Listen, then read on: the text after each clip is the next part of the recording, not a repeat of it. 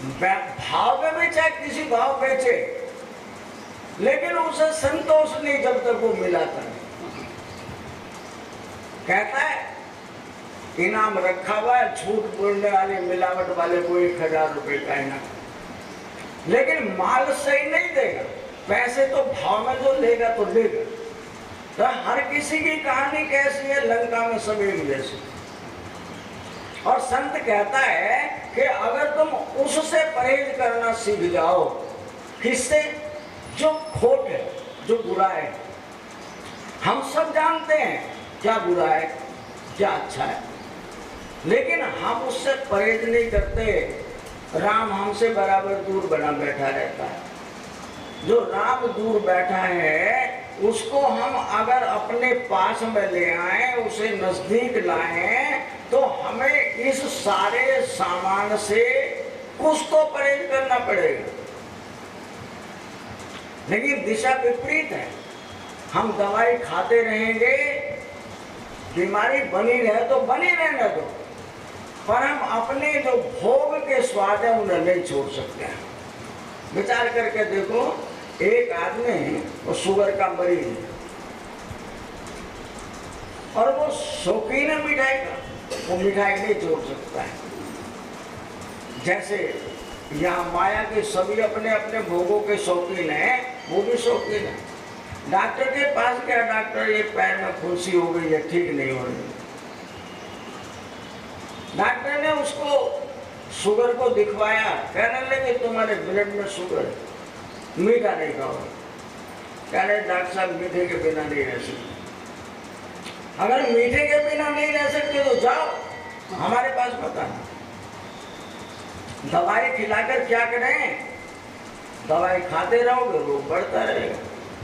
इसलिए उसका एक उपाय है, तुम्हें मिठाई से परहेज करना पड़ेगा। कहता डॉक्टर साहब प्रयास करूंगा, दवाई तो दो।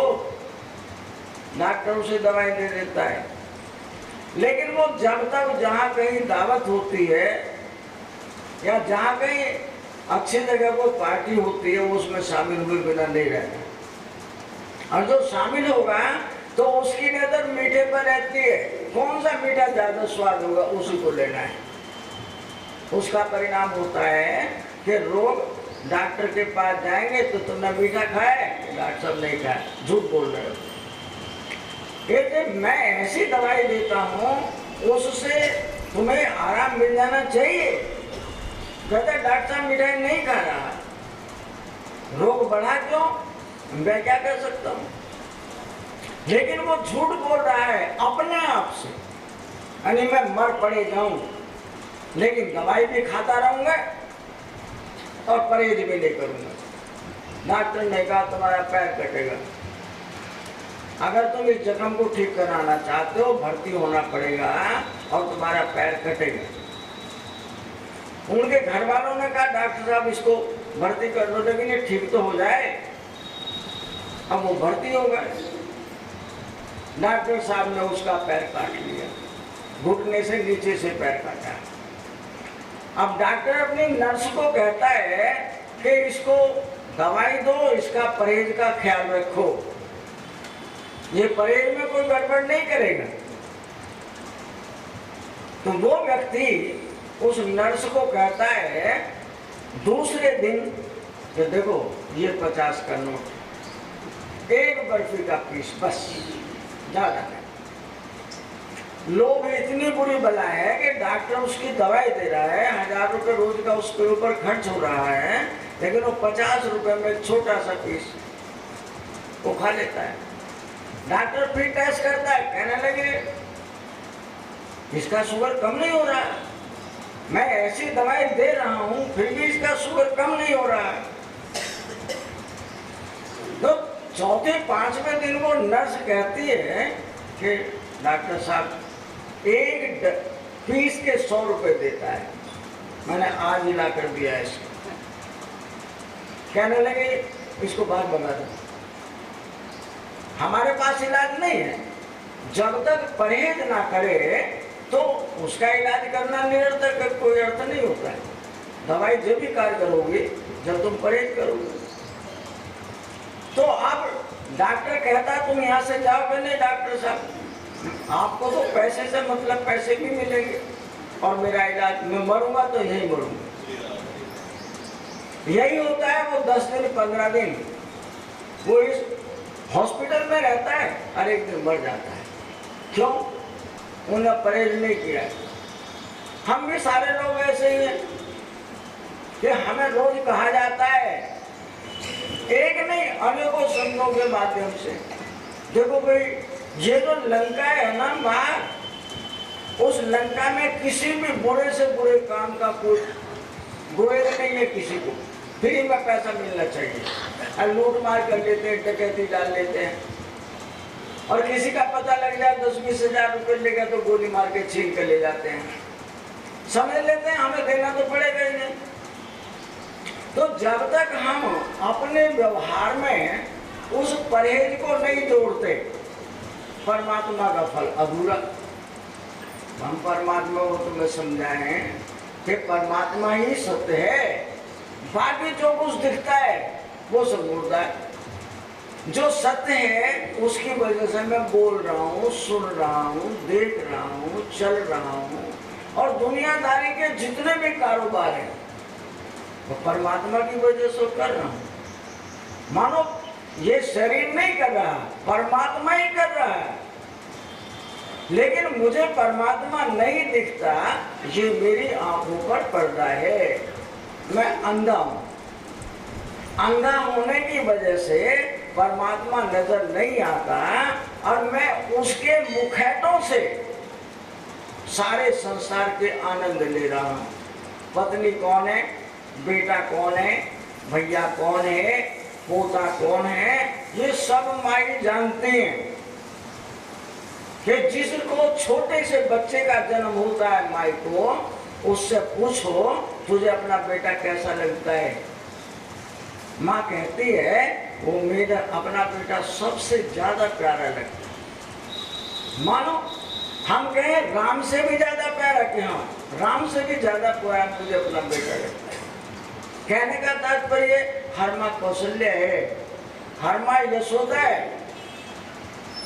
हर माँ अपने गोदी में उसी राम को खिलाती है, उसी राम के साथ वही आनंद लेती है। वो यशोदा हो, वो कौशल्या हो, या आप सब हो, जो आनंद उस माँ को मिलता है वही आपको भी मिलता है। अयोध्या का मतलब होता है उस बालक से संबंध रखने वाले, चाहे जितने हो, कोई बुआ लगती है, कोई बहन लगती है, कोई भतीजी लगती है, जितने भी हैं वे सब के सब जैसे अयोध्या वासी अपने यहाँ पर अनेकों प्रकार का जश्न मनाते हैं। हमारे घर में राम आए, सारी अयोध्या खुश, सबके सब लोग राजा दशरथ के यहाँ पर राम आए। उसी तरह से हमारे यहाँ पर भी राम आए हैं। हम उस राम के लिए उसका नामकरण संस्कार कराते हैं, उसका हर वर्ष जन्मदिन मनाते हैं, और सारे अयोध्या वासियों को जानी उसका शारीरिक संबंध हो, मानसिक संबंध हो, उन सब लोगों को बुलाकर अपने यहाँ पर सबको भोजन कराते हैं। किसको कराते हैं? परमात्मा को। परमात्मा क्या कहता है? तुम्हारे बालक की दीर्घायु। यानी सबके सब उसको, उस परमात्मा के लिए कि सब लोग आए हैं, उस बालक के लिए उसको लंबी आयु हो, उसको अनेक प्रकार के सांसारिक सुख सुविधाएं उसे उपलब्ध हो, उन सबके लिए वो सबके सब जितने हैं, मेरे परिवार से संबंध रखने वाले, रिश्ते नातों से संबंध करने वाले, वे सब के सब उसको आशीर्वाद देते हैं। और उसका आशीर्वाद का मतलब होता है कि अगर उस बच्चे के अंदर संस्कार हैं, वो इस माया नगरी से परहेज करता है। माया नगरी का नाम लंका है। खाना बुरा नहीं, पीना बुरा नहीं, संसार को भोगना बुरा नहीं, संसार के काम करना बुरा नहीं। बुरा क्या हो गया? मेरा संसार को मन और बुद्धि के द्वारा पकड़ लेना। और मैंने ऐसा पकड़ा है, मैं मर सकता हूं पर संसार के कार्यों को, संसार के जितने भी मेरे धर्म हैं, वे बच्चों के हों, पत्नी के हों, धन के हों, मकान के हों, रिश्ते नातों के हों, मैं उन सबको छोड़ना नहीं चाहता। यही मेरी बीमारी का कारण है, यही मेरे दर्द का कारण है। भगवान उस दर्द को छुड़ाता है।